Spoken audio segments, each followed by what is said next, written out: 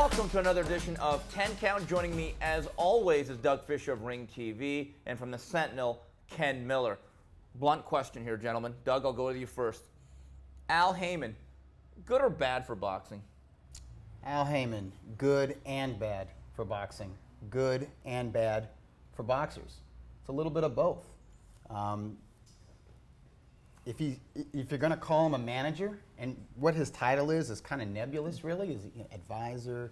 He's kind of like a promoter. I mean, his contracts are not a managerial contract. It's not a promoter's contract. But he does a little bit of both, which is something you do see internationally. Overseas, you see guys who are like managers and promoters or whatever, powerful figures.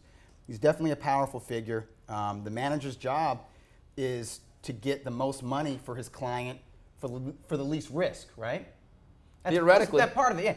I think he does a good job doing that. He gets his fighters exposure. He gets them on TV.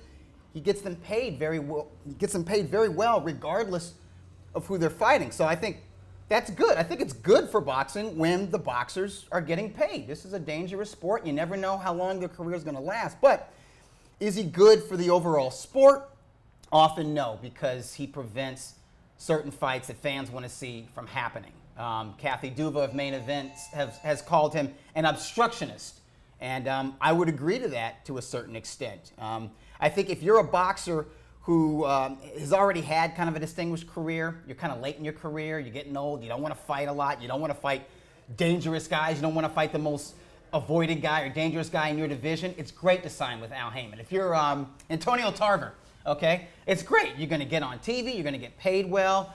If you've got some debts, if you need someone to bail you out of jail, maybe, hey, Al's your man. But if you don't want to fight some killers, and he'll keep you away from that. But I think if you're a young and up-and-coming fighter, if you're Keith Thurman and you're 25 and you just turned 26, and you're only fighting twice a year, and you're fighting Julio Diaz and Leonard Bundu, I don't think that's good. I think that's a momentum killer right there. And if you're a prospect, I mean, let's look at some Al Haymon prospects who never really advanced to contender status. Gary Russell Jr., I think in 2009, anyone who looked at him said, hey, this guy's an incredible talent. And by the end of 2010, we were thinking, hey, this guy's one of the best prospects in boxing. And then at the end of 2011, hey, this guy's one of the best prospects in boxing. End of 2012, one of the best prospects in boxing. End of 2013, what is this guy? He's a suspect. Yeah, Ken, now he's a suspect. Ken, what is the difference between him and Don King? And people vilified Don King for years, but last I checked with Don King, that guy made historic fights. Haymon's made some good fights, nothing historic. You just stole my thunder, because if we removed Al Haymon's name, and I told you there's a guy from Cleveland who controls the sport of boxing. He's got all of the fighters. He controls all of the dates. And most people think that he's the worst thing to ever happen to the sport of boxing. You'd bring up Don King. It's Al Haymon. They're both from Cleveland, Ohio. Al Haymon is the Bob Arum kind of Don King, because he went to a prestigious business school. But he has over 100 fighters on his roster. And all of them, of the 100, 99 of them are very relevant fighters. He is the most powerful person in the sport of boxing. You're asking me if it's good or bad? It depends on if you're a fighter. If you're a fighter and you're fighting for Al Haymon, it's probably good. I could tell you that I love the relationship. And Al Haymon, you never see Al Haymon, but you do see Sam. A lot. The Watson family. A lot. You see Sam, Brandon, and his other son, Watson, in the ring. And I'm a very personal friend of Sam. And Sam is the face of Al Haymon. Mm-hmm. So they essentially manages all the boxers. But the relationship that those guys have with a guy like Paul Williams, who can no longer fight again, who Al Haymon, through Sam, maintains a valuable relationship, a real relationship with.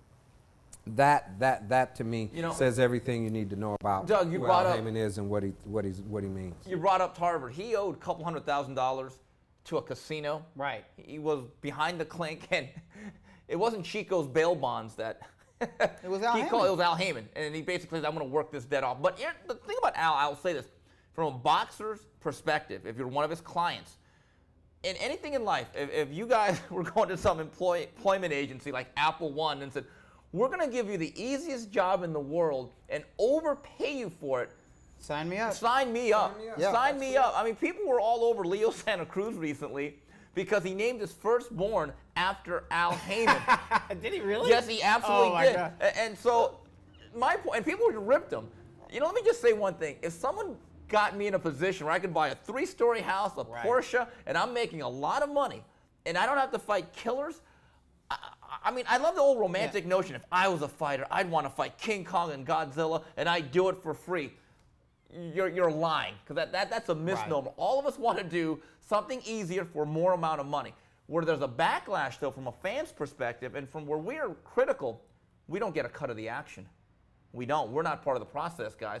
2012 and 13, people thought Bob Arum was ruining boxing. Well, now you flip to 2014, as Al Haymon is taking away fights through his actions with the Donna Stevenson Kovalev. Yep. Now all of a sudden that perception has changed. I think from a fan's point of view, there is a backlash against Al Haymon. Well, hardcore fans look at Al as the enemy. Some of them blame, a lot of fans actually blame Al for Mayweather-Pacquiao not happening. Most of us blame Al, it's really Adonis Stevenson going with Al, kind of killing that Stevenson-Sergey Kovalev showdown that HBO was building up. And there's other fights. I mean, this year has been a year where a lot of Al Haymon's star fighters were spoon-fed, like with Danny Garcia. Yeah, Ken. I think the biggest question we need to ask here about Al Haymon, because the Muhammad Ali Act was created because of Don King and Carl King's relationship with fighters that Don King promoted and Carl Right, King Carl was the managed. manager, right. Has Al Haymon, in any way, shape, form, or fashion, violated the Muhammad Ali Act? And if he did, is anybody going to hold him accountable to that? Ken, I know people that have seen his new contracts, his new advisory contracts, and they tell me it's clearly a violation of the Ali Act. But I've called the Ali Act for years the toothless tiger. I think, here's what I thought was unfair to Don. As soon as they couldn't put Don behind bars with the Ali Act or put him out of business, then all of a sudden the Ali Act doesn't matter so much. Because every promotional company has their house manager. Yep. Let's just be honest about it. Going back to Haymon, I think Haymon is the one guy, along with Steven Espinoza of Showtime, that is on the spot for 2015. Yeah. Because everyone says, okay, you gave us a great 2012 and 13. They did. 14 was an absolute disaster for Showtime, and Al Haymon did not make the fights. Now, as Al Haymon is trying to create his own monopoly, his own league, his own network, which I'm not a fan of that at all. I don't think boxing Doesn't work. I don't think it works. It never works. My point is, if Al Haymon starts making fights on a consistent basis like Danny Garcia, Lamont Peterson, after that that absolute shameful August 9th on Showtime, Yeah. people will go back to saying Heyman's good for boxing. That's exactly But if right. he keeps giving us Rod Salka as the dance partner, he should absolutely be hammered by everybody. Steve, let me go back to Gary Russell Jr. When Gary Russell Jr. finally fought for a world title, he fought a guy with like 2 fights. Lomachenko. Vasyl Lomachenko, and he was outclassed. He really wasn't ready. He hadn't been developed to be ready to win a world title once he stepped in there. That's another question I have about Haymon is, okay, if he's going to have all this power and control of his fighters, does he know how to take a young fighter? Because he gets most of the best talent. He's got some of the best talent out of the 2012 Like Errol U.S. Spence? Olympics. Errol Spence. So is Errol Spence going to go the way of Gary Russell Jr.? Can he, Al Haymon, I'm saying, is he going to be able to develop an Errol Spence Jr. who has the talent and the amateur background? He's got the foundation that he should be able, a good promoter and matchmaker, should be able to build this guy into a world champion, maybe a star. Can Haymon do it? My final thought on Al Haymon is this. Al Haymon is not Bob Arum. He's not Don King.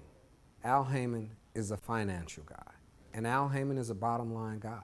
And the bottom line with Al Haymon, which is why him and Richard Schaefer are really respectable of each other, is because they can make money for their clients and they can make money for themselves. And I don't really think that Al Haymon cares what anyone thinks about him, which is why he doesn't do interviews. He doesn't care about the press. He's a bottom line guy. And if guys, like you said, can raise their hand, sign me up, you know, for that easy pay, they're going to do it. And if fans don't buy it, they just don't buy it. They just don't buy it. That's the bottom line. I don't think Al Haymon cares about any of this other stuff that we're talking about. Am I making great fights? What do people think about me? Al Haymon doesn't care about any about that. Johnny Manziel, baby. There it is. All right, that's it for this edition of 10 Count with Doug Fischer, Ken Miller, and myself, Steve Kim. Goodbye, everybody.